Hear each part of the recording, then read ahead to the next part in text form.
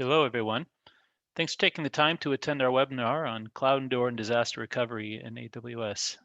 I'm Nate Eamon-Smith. I'm the leader of Keyrus Cloud. With me is Patrick Navarro, Executive Vice President at Jefferson Frank. Patrick's going to give an overview of trends in business continuity and disaster recovery from a staffing and skills perspective, and then I'll be doing a semi-deep dive on BCDR process and technologies. So I'll hand off to Patrick. Patrick? Thanks, Nate, and hello, everybody. As Nate mentioned, before I'll be doing a light overview on kind of market trends that we're seeing, and also an introduction on who Jefferson Frank is. Jefferson Frank is an AWS Advanced Technology Partner, and what we do, or our superpower, is that we help your projects be successful through staffing and resourcing of AWS professionals. I'll talk to some of the trends that we see around disaster recovery and business continuity on the next slide. But fundamentally, what we specialize in are DevOps, big data, infrastructure, platform, any ISV products such as CloudEndure. And we are one of multiple brands at the Frank Recruiting Group that also support Salesforce, NetSuite, and ServiceNow ecosystems.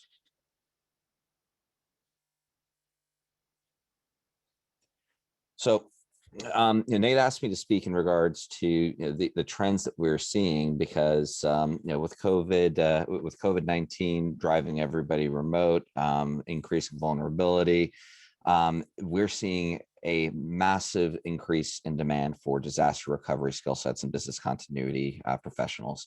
The remote access that everybody has is increasing this. The amount of public breaches, the new normal of working from home, and just on top of that, the overall cloud adoption that is actually being accelerated from COVID-19 is meaning that we are, quite frequently being drawn more and more into the into these conversations. So I wanted to show you some data around the jobs that we're registering, the types of candidates that we've been working with that are reflecting the growth in this specific area. So last year, we registered only 111 jobs and almost 2,000 globally that there were titled in relation to blockchain or disaster recovery and had that listed as a requirement. And we only registered 349 candidates that are essentially our AI coding tool as well as our manual coding listed as DR as one of their main skill sets. Currently, so far this year, we've already put 217 jobs through that list disaster recovery as a core requirement. And we've added over 450 candidates that have disaster recovery, business continuity, or even CloudEndure as one of their primary skills. And in summary, what this all means is that this is top of mind for most businesses. It is a massive area of growth within the overall cloud ecosystem. And I'm going to hand it over to Nate now and let him talk you through some of the technical solutions and the importance of BCDR. Great. Thanks, Patrick. We have a pretty ambitious agenda today. I want to start with some introductions to Keyrus and myself. I want to set the stage with some definitions and a BCDR problem statement. I'll introduce CloudEndure, which is an AWS service that greatly facilitates DR in AWS. And I'll try to spend the most time giving a step-by-step overview of business continuity in AWS. My goal is that by the end of this, you'll have a good idea of what's involved in an effective BCDR strategy with AWS at its core. And finally, we'll talk about some first steps to get started in building out that BCDR strategy. So a quick introduction to Keyrus. Keyrus is a global data and analytics consultancy. Our tagline is making data matter. We're a very healthy size of more than 3,000 consultants worldwide with a significant global footprint. My name, as I said, is Nate Eamon-Smith, and I'm the leader of the cloud practice in the United States. And we focus on data analytics, cloud transformation, and security. Now, since we're consultants, before diving into the solution, I want to clearly outline the problem and some definitions around it. So first definition, a disaster is an event that significantly disrupts or halts operations. This could be infrastructure issues like a server dying, natural disaster such as hurricanes are commonplace in the Southeast, human error, fat fingering a database table, or ransomware. Ransomware is increasing exponentially and is for me the scariest, because not only is the frequency of ransomware increasing, but the likelihood of ever getting your data back after a successful attack is significantly decreasing. At this point, if you get hit with a ransomware attack, it's unlikely you'll ever be able to get your data back, even if you pay the ransom.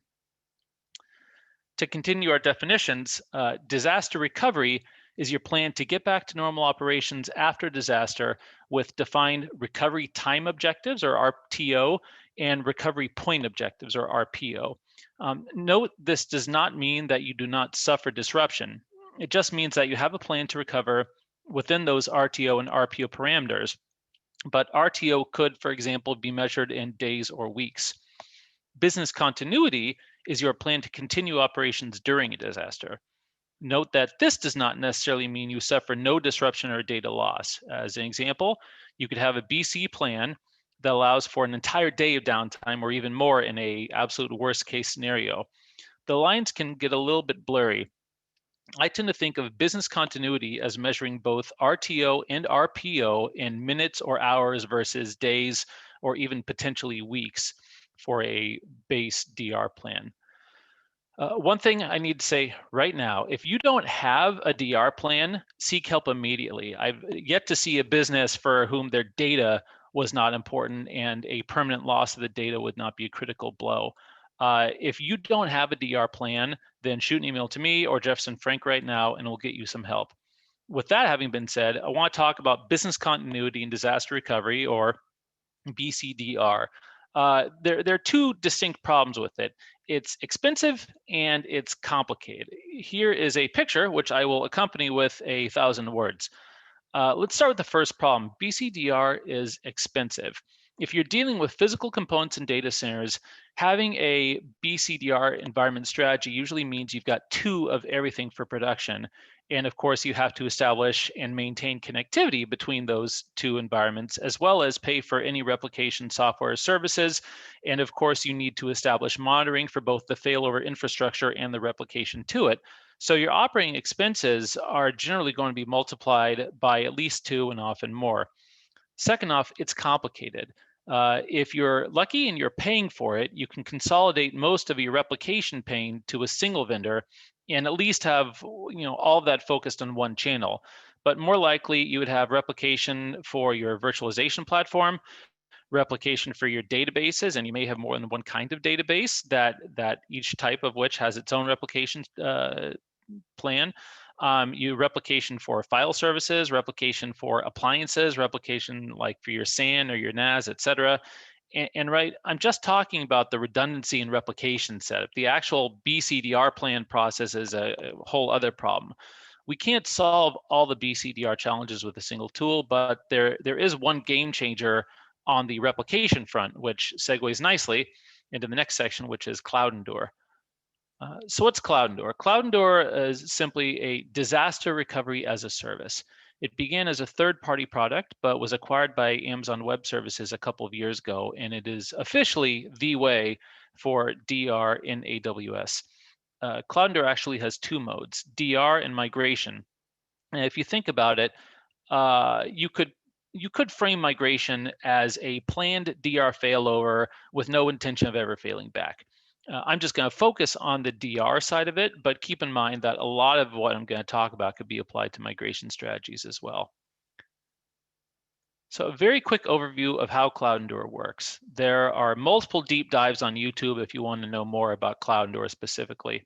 CloudEndure provides continuous replication of your servers. It runs as an agent on the source servers, and those could be either physical or virtual, and it takes care of the provisioning and replication to Amazon Web Services.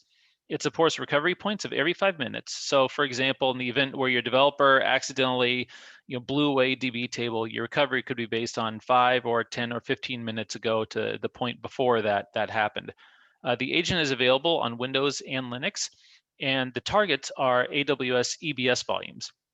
If you're not familiar with AWS services, then these are roughly analogous to virtual hard drives. What's really cool here is not what's here, but what is not here. And what's not here is virtual machines. Since all we're replicating is data, We don't need to create virtual machines to do that replication. And that means a massive cost savings over the traditional paradigm of having computing resources just sitting there waiting to be used.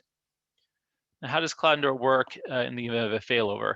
Well, in a failover, CloudEndure needs to create virtual machines to go along with that data that's being replicated. These VMs need to be defined previously in CloudEndure as blueprints of what the infrastructure looks like in Amazon Web Services, specifically around VM parameters, network, firewall rules, etc. When a failover is initiated in CloudEndure, the replication is stopped and that infrastructure is created. After that, you perform your manual or automated cutover steps like changing DNS entries. I want to point out that these steps are not provided as part of CloudEndure. CloudEndure is only responsible for the continuous replication of data and for defining and creating the infrastructure on the AWS side. Fail back is the same process in reverse. You initiate replication CloudEndure from the AWS failover site back to the source, let it complete its sync, initiate the failback process, which stops that replication, then go through the cutover steps in reverse. One key part here is that the process of reversing replication from secondary to primary and back is very straightforward, which oftentimes it's not in other solutions. So what does this cost? First off, there's a per server license cost for CloudEndure of about $20 per month per server. There is the cost for disk, and depending on the rate of change, you may need to opt for SSDs as that destination disk or just spinning drives. SSDs are about 8 cents per gig per month. Spinning drives are about 4.5 cents per gig per month, at least at the time of this webinar. AWS does reduce those sometimes.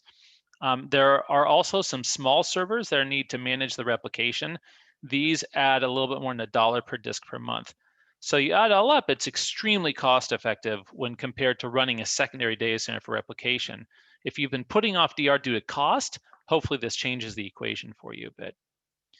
All right, now I want to get to the fun part, or at least the fun part for me. I want to talk about setting up business continuity in AWS with CloudEndure. First off, I'll point out the process is more or less the same whether you're talking about an individual resource like a server, a workload like an application, or an entire site. First thing you need to do is define your RTO and RPO requirements. Then you need to define the stakeholders and create your incident response procedure. The incident response procedure doesn't have to include like technical directions yet. Right now, it's focused on documenting who needs to be informed, when they need to be informed, how frequently they need to be kept informed, and what do they need to be informed of. After that, you map out the infrastructure involved. So let's take the example of a relatively standard web application. You'd start by identifying the servers, both physical and virtual, and the network relationship between them involved in that workload.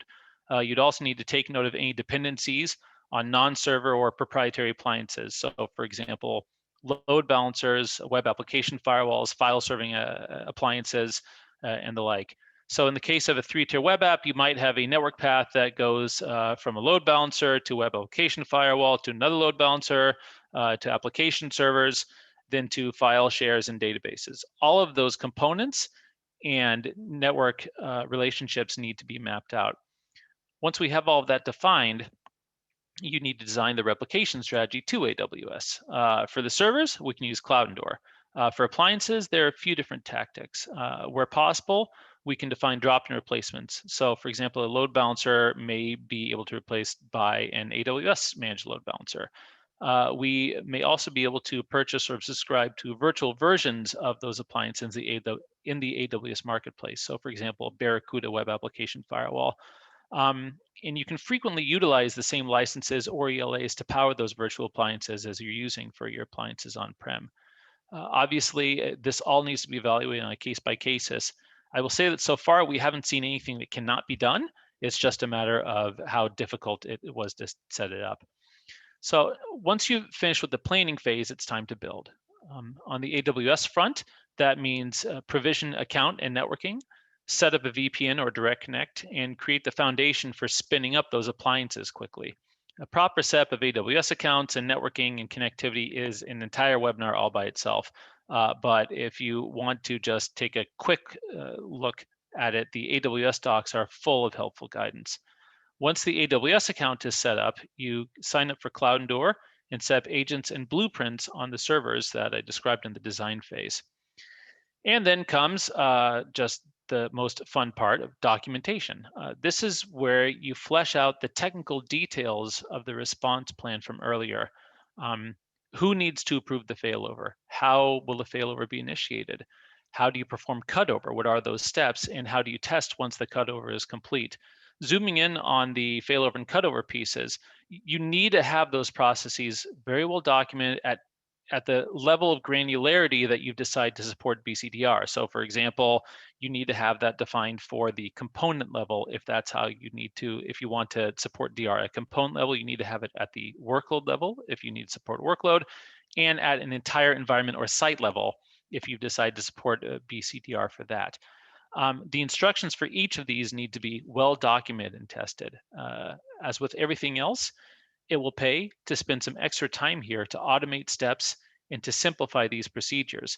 One key principle for BCDR is to keep the procedures as simple and straightforward as possible, because whoever is going to be executing them is probably going to be stressed out and possibly very sleepy, and that person is going to have to follow your documentation. And this is especially important if the person who is going to have to follow the documentation is going to be you. You also need to document the failback to the same level of granularity. With traditional applications, I found that replication and failback is sometimes or the failback process can sometimes be even more difficult than the failover process. I will say that with CloudEndure, again, it's quite straightforward. Finally, you need to test. There are two ways to test in CloudEndure. First off, you can test in a non-disruptive manner by creating required infrastructure on the AWS side, but not performing a cutover. You absolutely want to do this whenever possible before performing any real failover tests. Once your mock tests are successful, you need to schedule regular failover tests. Remember, the goal of the failover test is to confirm that you can successfully failover within the RTO and RPO objectives that you've set. You should also use every test as an opportunity to optimize your procedures wherever you can in the spirit of continuous improvement. One final note on BCDR, and that's about migration. At the end of the day, migration can be viewed as a planned failover with no intention of ever failing back. There are a few cases where after the barrier to migration has been significantly reduced, it might make sense just to shift that workload to the cloud. As an example, you may have a server that's coming up on end of life. You may have a license agreement renewal coming up. Maybe you want to take advantage of a managed service. For that last point, there's so many managed services within AWS that can make your life as an administrator much easier. There's, to name a few, there's Aurora, which is a managed enterprise level relational database. DynamoDB is a fully managed NoSQL data store. There's Elastic Kubernetes service, FSX, which is fully managed Windows file shares, and there are literally hundreds of managed services within Amazon Web Services that can be worth exploring once you've removed or at least significantly reduced the barrier to getting your workloads integrated with it.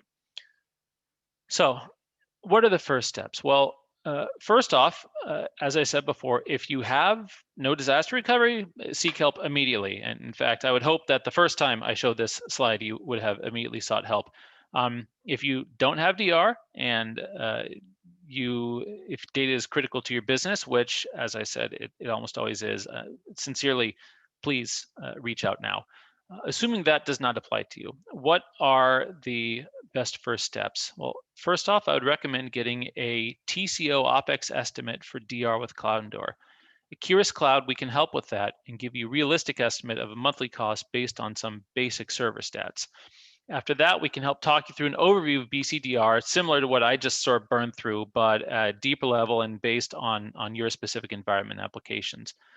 Following that, we can use our tools to do an assessment of your infrastructure, all of which will lead to an extended deep dive session with your stakeholders for discovery, as I described early on the framework. And that's it. I hope everyone here has much fun as I did. My contact information is on the slide. You can also write to your local Jefferson Frank or Keyrus representative and schedule time to talk with us. And with that, I turn back to Patrick for some closing remarks. Patrick? Actually, I think Patrick was here. Yeah, I'm still here. Just having there we some go. issue with getting the video back on. So yeah, thank you everybody for attending. Would at this point really like to turn it over toward a general Q&A. Feel free to type any of the questions into the chat, and me and Nate will field the questions.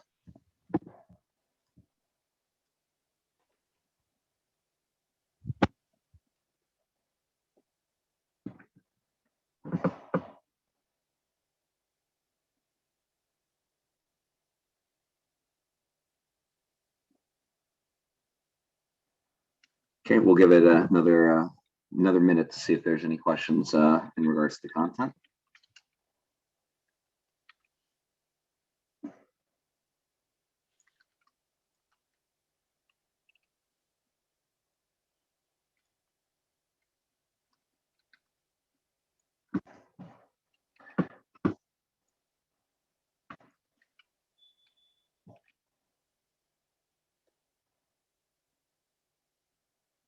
You actually want to cover a few of those questions off while we wait for somebody to come through? Let me go look up the questions.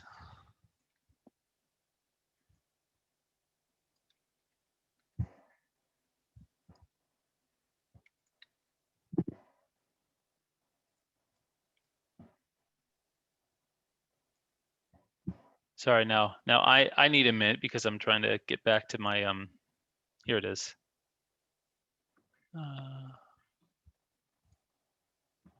Do we have any questions that? Yeah, here. Yeah.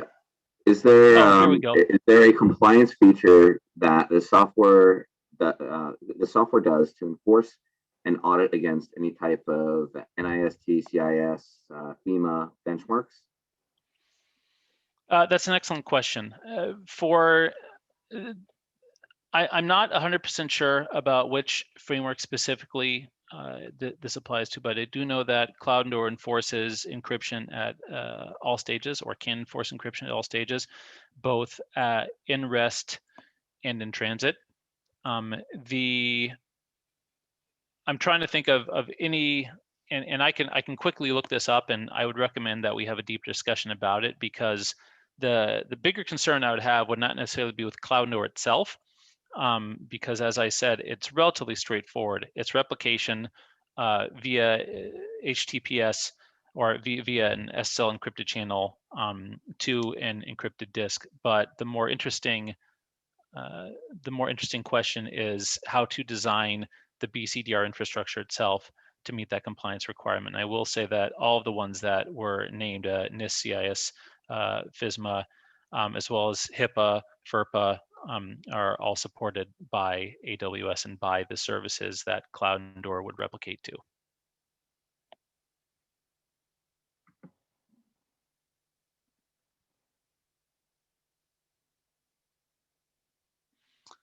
All right, now I can see the other questions.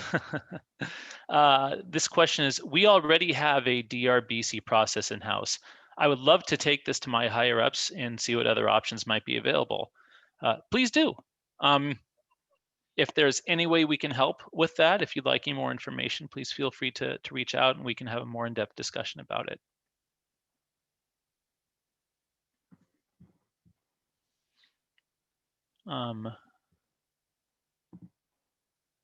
Pardon me, I'm looking here. Another one is, so what if I just need DR for ransomware protection? So CloudEndure's CloudEndure really has two key functions, right? One is to replicate data to AWS. The other is to be able to spin up the infrastructure for BC. So the replication piece could be used just as the DR tool. The one big caveat I'd give is be aware of what your RTO really is, because if the plan, for example, is to, and I'll use natural disaster as an example, right? And if the event, let's say I don't know, server literally catches fire, and let's not go as extreme as hurricane taking out the entire site, but the lead time just to replace a server, spin everything up on it, and then replicate back from over the internet all of your data could be significant. And as long as your RTO allows for that time delay, yes, it's absolutely fine and fully supported. Let me see if there's any others. Can I use CloudEndure for DR for my AWS applications? So I think this means if you are already running the workload in AWS, is there any point for that, right? Would you do that? And the short answer for CloudEndure is that it will support almost any source. And that includes any virtual machine in AWS or any other cloud provider for that matter. If you had something in Linode or DigitalOcean, it would support that, and you could have that replicate up to AWS. Obviously, that only works one way, because part of the magic of CloudEndure is that the replication just goes to EBS volumes behind the scenes without a virtual machine running. And that's really the whole benefit of the thing. But so your source could be almost any cloud provider or on-prem infrastructure. Your destination obviously would have to be Amazon Web Services. Did we have any other questions?